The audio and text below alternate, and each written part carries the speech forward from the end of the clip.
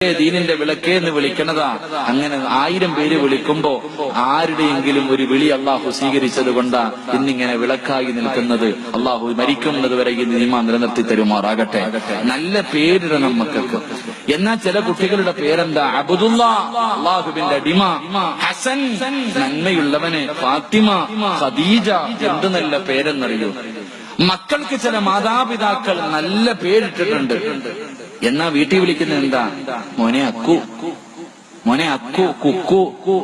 പട്ടിയുടെയും പൂച്ചയുടെയും പേര് വിളിക്കാം.